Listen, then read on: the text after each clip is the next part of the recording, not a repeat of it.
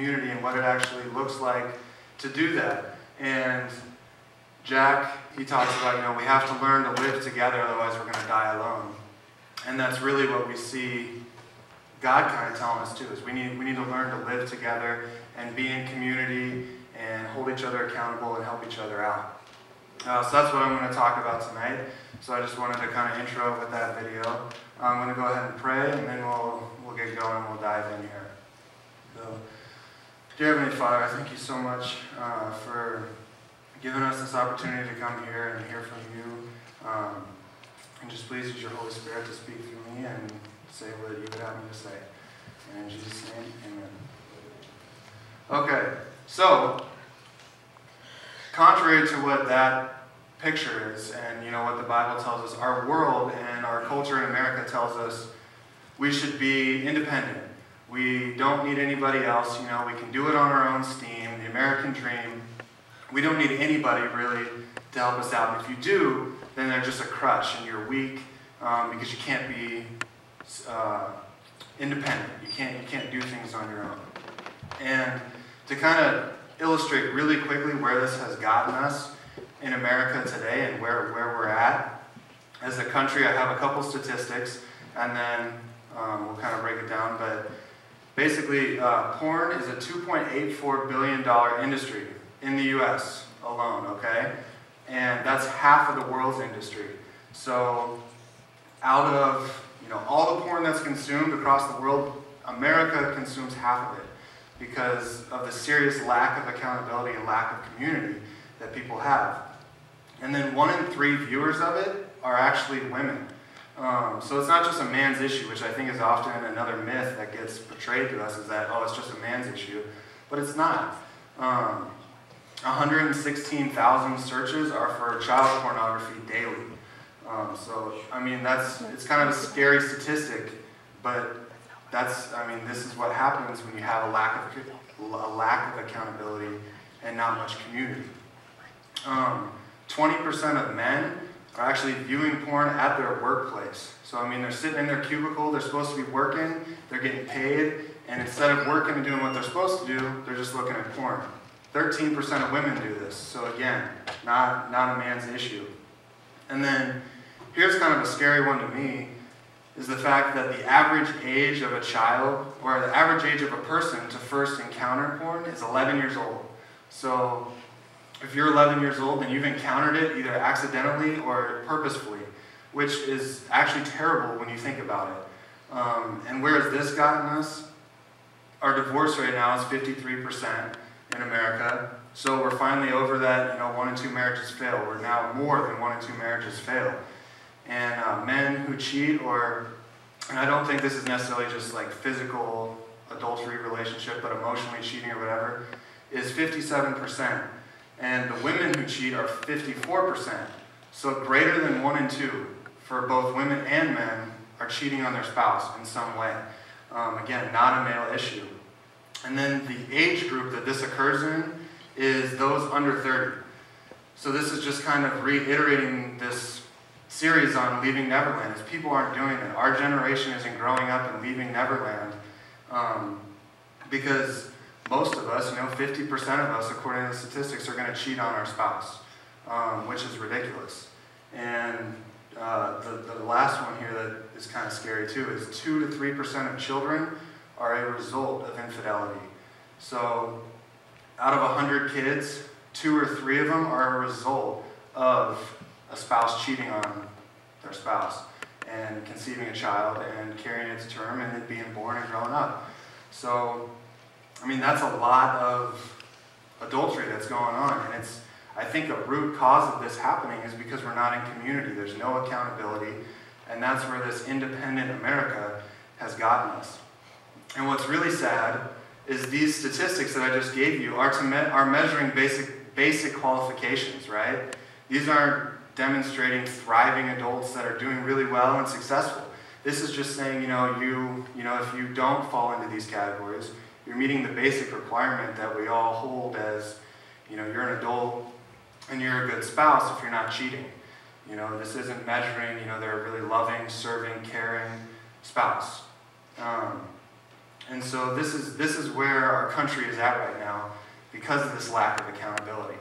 And I think the reason for the lack of accountability that occurs is because we all don't like it. We don't like the idea because we've been taught something that isn't necessarily true, and we've been given this picture of accountability of, really harsh rebuke and just no love, no service. It's just like you get a beat down, right? You just get beat and, flogged because you did something wrong, and there's no love in it, which isn't what the Bible teaches. It's not what it shows. So that's what I'm going to try and do tonight, is give you guys a better picture of community and what it looks like to be in a community and what it looks like to be in accountability,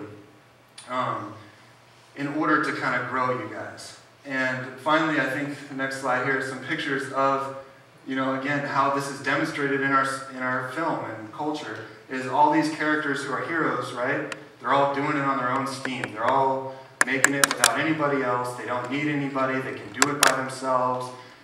No community, no accountability.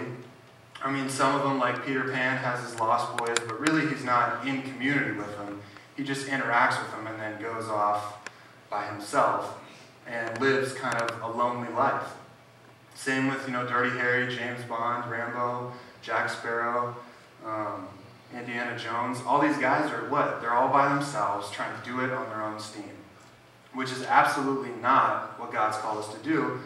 But I think this is part of the reason why our culture is the way it is, because we've been given a picture that this is how we're supposed to be, this is how you really do it, this is how you man up, is you do it on your own steam. God tells us in Proverbs 27:17, iron sharpens iron as one man sharpens another.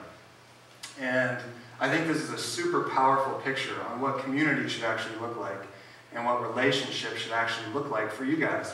Because what do you think about when you hear, sharpening of a knife? Right? You think of, your parents probably all have like that metal stick thing that they scrape the knife along. It sharpens it so it cuts the veggies better, or the meat or the cheese or whatever it is that you're cutting. It makes it more effective at its job. It makes it a more useful tool to be used.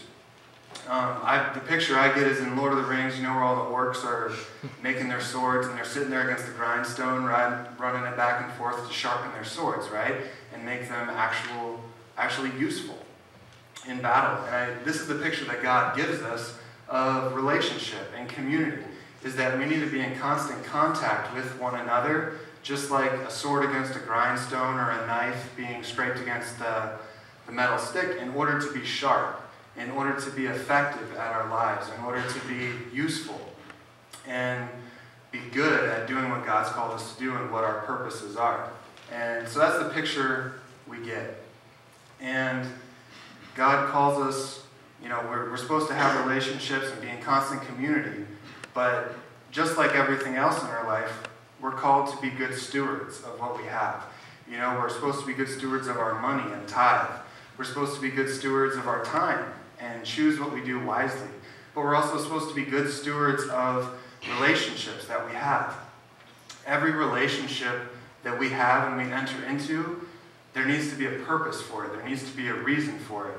And the reason is not just, I ride the bus with them, or I have a class with them, or they're in my neighborhood, or they're part of my family, or I play sports with them. That's not a reason for a relationship. That may be a venue that a relationship is born in, but that's not a purpose for a relationship. That's not a reason. There needs to be a purpose or a reason for every relationship that you guys have. And at first hearing this sounds kind of shallow, and it sounds self-centered, because it sounds, like, I should be getting something from every relationship I have. And I'll kind of negate that later on in the talk, so you just got to bear with me and get over that. But we will get there, and I will address that. But I think in order to really give all your guys' relationships a purpose, we have to categorize relationships. And all of us do this already. We all categorize our relationships into work, or work relationships, and there's a next slide here. Work relationships, or church friends, or druggy friends, or sports friends, or smart friends, neighborhood friends.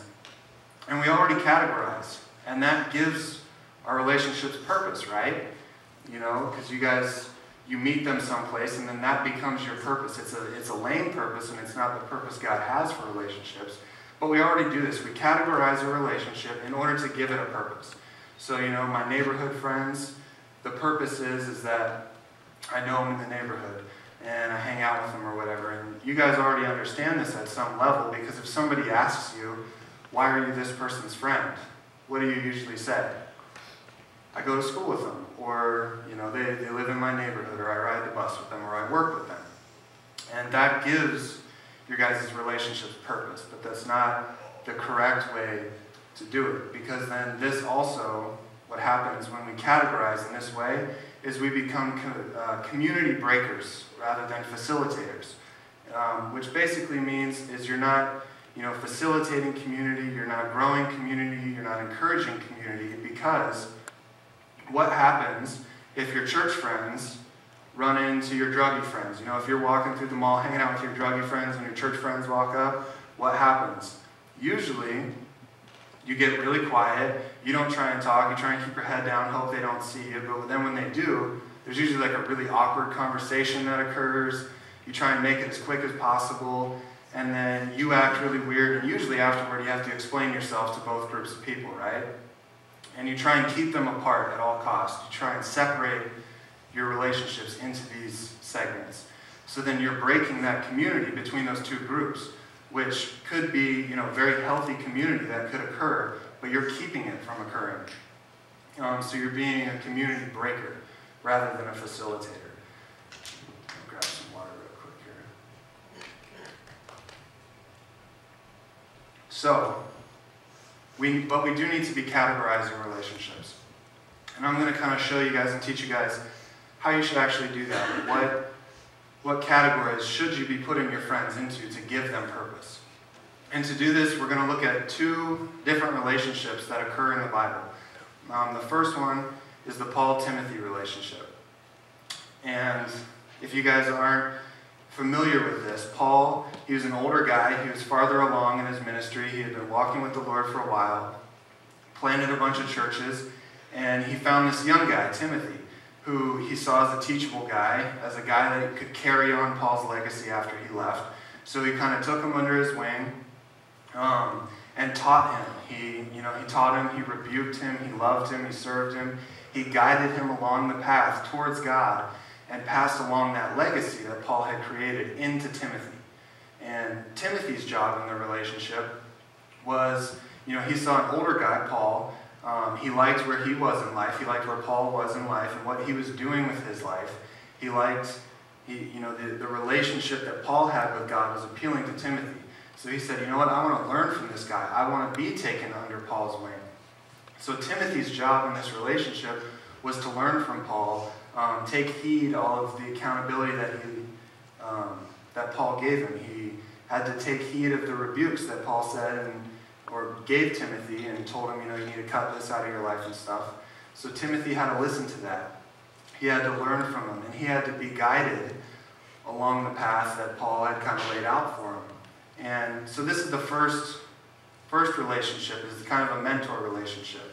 And you guys probably recognize this relationship in a lot of movies as well.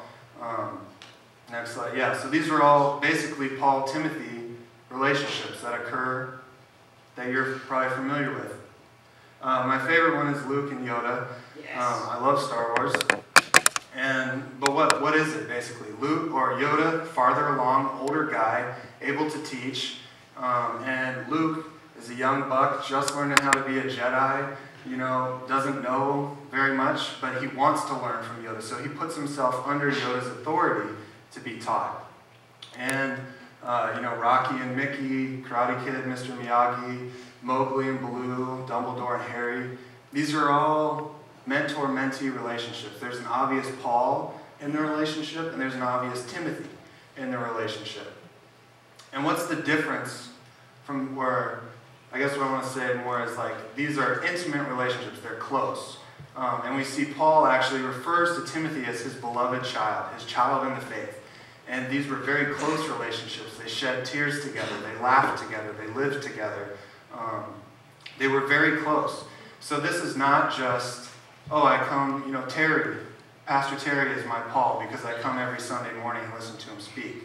That's not a Paul-Timothy relationship. You're learning from him, yes, but that's not a Paul-Timothy relationship because it's not intimate, it's not close. You guys aren't, he's not able to speak directly into your life. And so that doesn't count. What we're talking about is really close relationships, deep relationships, where you're actually exposing yourself and letting you be a Paul or a Timothy to somebody. So the first thing I want you guys to get is you all need a Paul in your life. All of you guys need somebody who's speaking into your life, holding you accountable, teaching you, rebuking you, loving you, serving you, helping guide you along the path towards righteousness. Next slide. And then, so next slide again. And this is my Paul around here, all right? You guys probably recognize him. It's Duncan. So I have more of them over in Seattle and stuff, but this is one of my strongest Pauls right now in my life, because what do? Me and Duncan meet one-on-one regularly.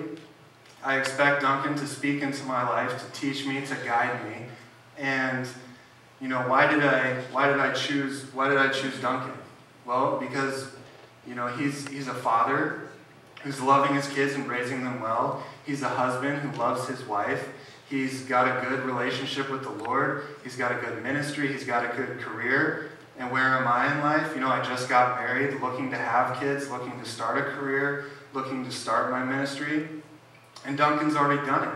He's been there. He's farther along on the path. And so I want to be under his authority and let him speak into my life, so that once I get to Duncan's age, 100 years down the road, then, my life can look like that. I can be a good husband. I can be a good father. I can have a strong walk with the Lord. I can have a good ministry, a good career, because I'm allowing Duncan to lead me. I kind of want to keep my hair, but other than that, I would love to have my life look like Duncan's once I get there. And so I placed myself in a spot where he's a Paul in my life. I allow him to speak into my life. I allow him to teach me. So that's the first relationship. All of you guys need a Paul. You all need somebody who's older than you, farther along in life than you, and that you kind of want your life to look like once you get there. And that's your Paul. The next relationship is you all need a Timothy. Okay, so you have somebody pouring into you, teaching you, loving you, rebuking you. You need somebody that you can turn around to and pour into them. Teach them, love them, serve them, rebuke them, help them along. So this is somebody who's a little bit behind you in life, maybe younger than you, maybe just a brand new Christian, that you can take under your wing and help bring up to speed. Okay? And this is really where I negate that this is a selfish thing, this is shallow, because it's not. Because when you have a Timothy, you're pouring a lot into them. You're sacrificing a lot of yourself, a lot of your time, a lot of your talents into this person in hopes that they'll carry on your legacy and pass along, onto somebody else. And so I have some pictures of my Timothys as well coming up, and you can hit the button again. Yeah, so the arrows, these are all guys, that's Ben, Bryce, Chris, and Josh. And these are some of my Timothys.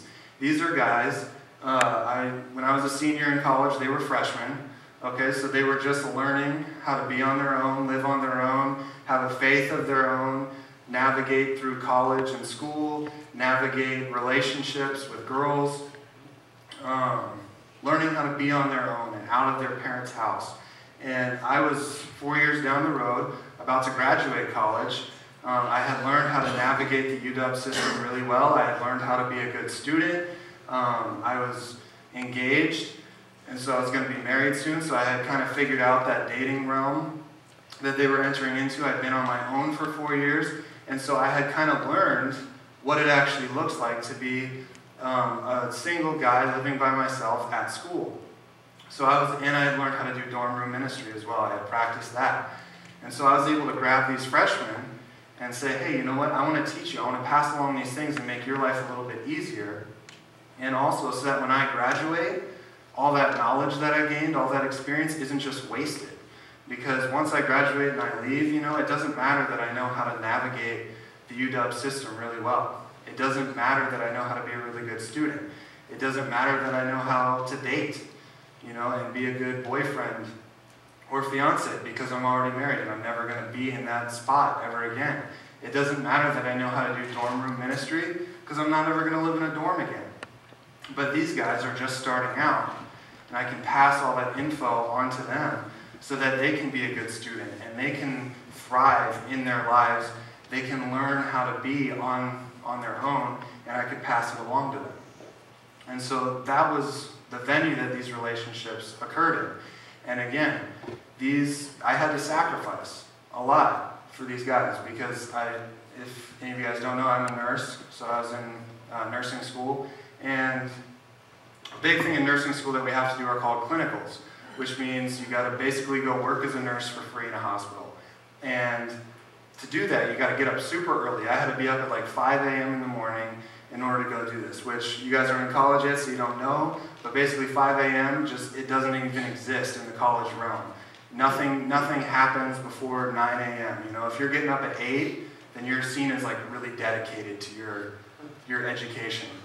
And nobody gets up at 5 a.m. It's like unheard of, so nobody understands that. And these guys, these freshmen, would come knocking on my door at like 1 or 2 a.m. the night before a clinical that I had to get up, waking me up because they had girl problems, or they wanted to know what class to sign up for, or they wanted to, figure something out that they knew I had an answer for.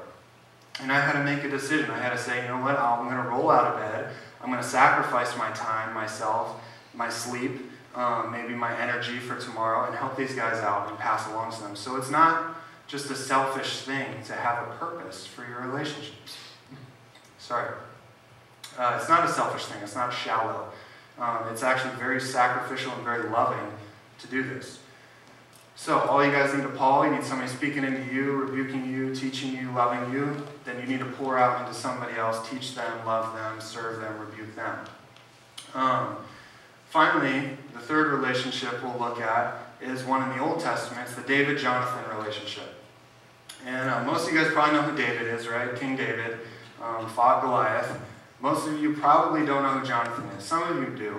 But he was Saul's son. So King Saul's son was Jonathan. And him and David were about the same age. They were growing up in the same surrounding. They were both in the palace. They were kind of in that royalty culture, I guess. And they were best friends. They were hanging out together. They were learning from each other, encouraging each other, loving one another, serving one another, and basically just doing life together, figuring stuff out on their own. Because I'm sure as most of you guys are sitting here, you're thinking, okay, I know people who are older than me that I can learn from, and I know people who are younger than me that I can teach, but what about all those other people who are just kind of same spot as me, same spot in life, doing the same thing, same grade, same classes, same goals in life? And these are your Jonathans. These are the ones who are going to, stand side by side with you and walk with you and encourage you and push you along that path that your Pauls are hopefully leading you on, towards God, towards righteousness, towards a strong walk with God, and a good Christian life. So again, I have some examples from cinema here, and I honestly think the best picture of this David-Jonathan relationship is Sam and Frodo. If you guys haven't seen Lord of the Rings, or the next time you watch it, really pay attention to their relationship. Because what are they doing? They're about the same age, same kind of career choices, goals, and they're walking together to get this ring to Mount Doom, right? They're pushing each other forward, they're encouraging each other. When one gets down, the other one picks them up. They help each other out, they love each other, they serve each other, and they're self-sacrificial for each other. And that's really what the David-Jonathan relationship is all about. It's a very close relationship, best friends. They laugh together, they cry together, they do life together. And then some other examples are Woody and Buzz, Copper and Todd, which is personally my favorite Disney movie. The Sandlot guys, you probably don't, some of you might know the black and white picture. Butch Cassidy and Sundance, and Bill and Ted. So all these guys are, they kind of have the same goals, however stupid they may be, And they're walking alongside each other, loving each other, encouraging each other to get there. So that's the third relationship that you guys all need to have. You all need Pauls that are teaching you, loving you, rebuking you, guiding you. You all need Timothys. You can go to the next slide. You all need Timothys who you're teaching, loving, rebuking, serving, guiding along. And then you all need Jonathans, best friends who are kind of in the same spot of life as you, that you can point to and say, you know what, this guy's going to encourage me. If I fall down, I have this guy to help me get up and push me along towards God, towards righteousness and where I need to go. Next slide has some of my Jonathans on it. You can hit it, yeah. So we got Pastor James, my brother-in-law Mike, and then Kelvin. These guys are basically my Jonathans. We encourage each other, we love each other, we serve each other, we help each other, we give each other advice. We're very close. These are the guys I call my best friends. These are the guys that I encourage, I love, I serve, I help out, I point out, I hold them accountable if I see something in their life, just like I expect them to hold me accountable and point things out in my life that I may need to fix. And then finally, my favorite Jonathan, my ultimate Jonathan that I have and absolutely love and adore is the beautiful gal in the white dress in the middle there. That's my wife. Yep. And so she's another one of my Jonathans, and I get that special privilege of having a Jonathan of the opposite gender, okay? Because I'm married, and she's my wife, and she's the ultimate Jonathan, because she's going to be there for me the rest of my life. We're going the same direction. That's why we got married. So she's encouraging me, pushing me, just as like I'm encouraging her and pushing her along. But I do have to say, if you guys aren't married, your Jonathans should probably be of the same gender, all right? Unless they're like a brother or sister or something. But yeah, so guys, probably guy Jonathans. Girls, probably girl Jonathans. Yeah, girl Jonathans. So, yeah, Jillathans. We'll call them Jillathans. So that's basically the three categories. And that's what gives it purpose, all right? So when and I'm sure all of you guys can kind of quickly place people into these three categories, right? You recognize somebody as a mentor, somebody you look up to, a Paul, that can lead you and guide you. So your job in that relationship is to follow their lead, let them speak into your life and teach you. Those that are Jonathans in your life, your best friends, your job in that relationship is to encourage them. Hold them accountable, and expect them to hold you accountable for things. And then finally, you all need Timothy, somebody that you're going to hold accountable, that you're going to teach, you're going to pour yourself into, and hopefully replicate your life in somebody else.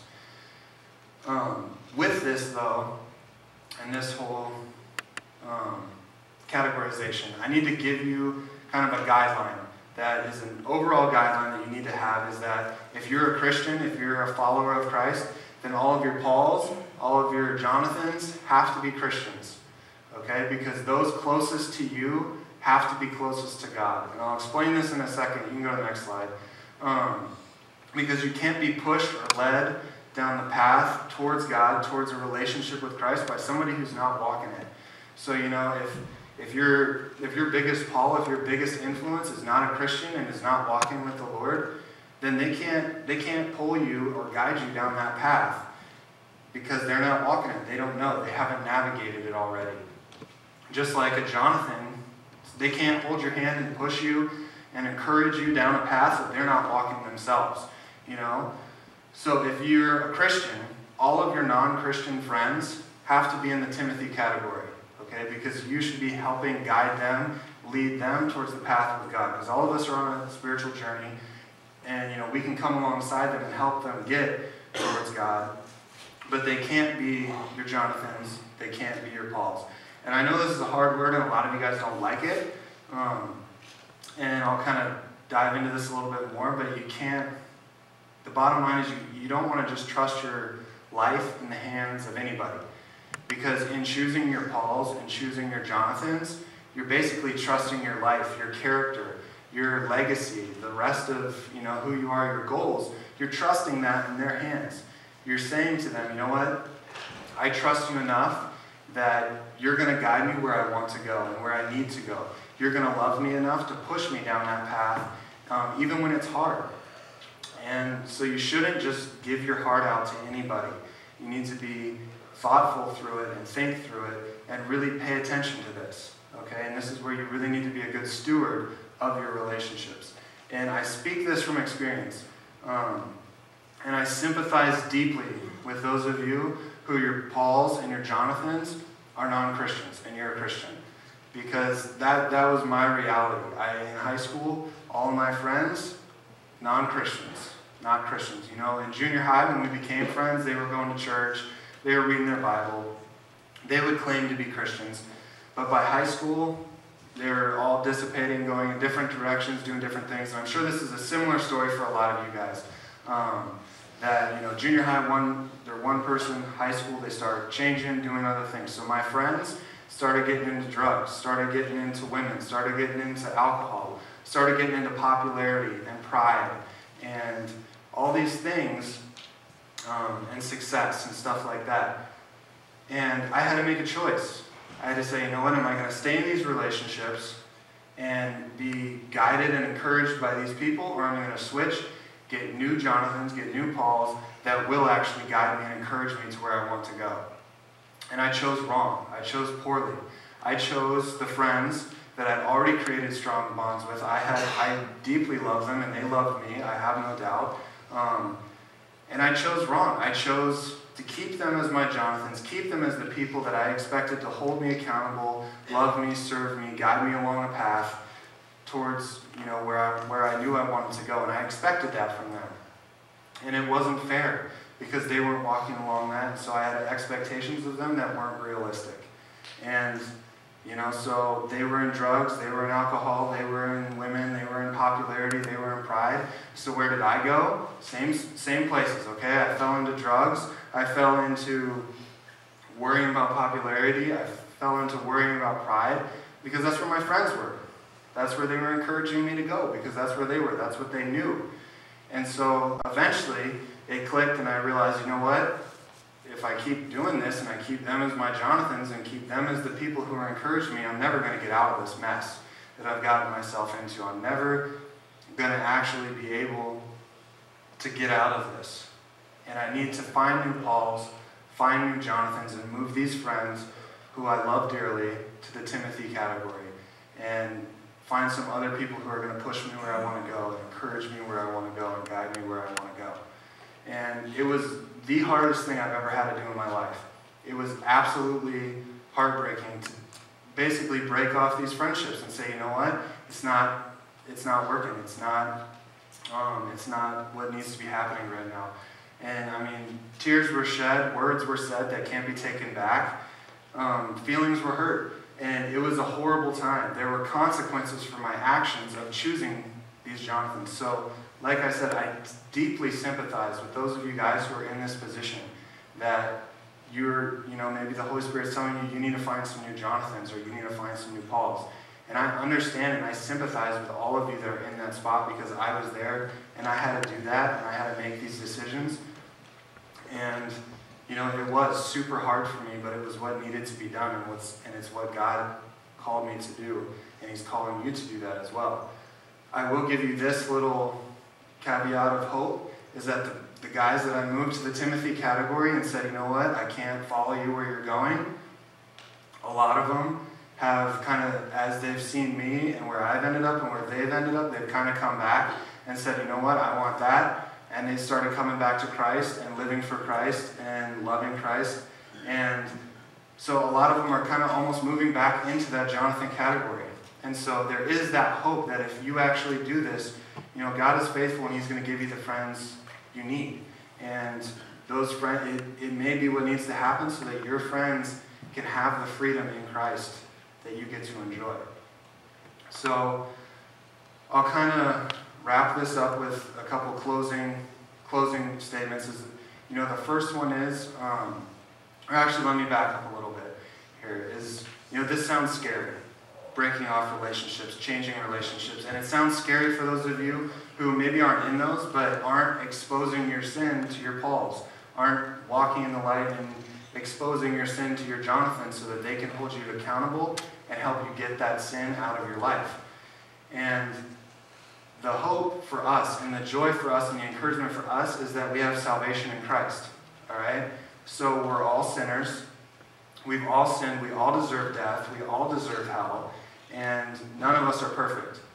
But Jesus, God become a man, came down, died on the cross, died for our sins so that they could be washed clean, so that we could be redeemed and our sins can be washed away, right? Most of you guys know that. He died and rose again. And, if you're choosing to put him as the Lord and leader of your life and follow him, then those sins have been washed away. Those sins have been redeemed. So we get joy in that and knowing that if we're disclosing our sins to other Christians who are close friends that are helping hold us accountable, we can both act in grace and mercy towards one another because all that sin that we've done can be redeemed. It's all been redeemed. It's all been accounted for. Christ has already died for it. So the accountability aspect is not this super harsh rebuke that's just a beat down and it's no love at all. It's in grace and it's in mercy that it occurs because we understand that I'm not judging this person for their sin. I'm loving them and helping them get it out of their lives. I'm not giving them a verbal beatdown and just hating on them because I want them to be perfect like me and I want them to think just like me.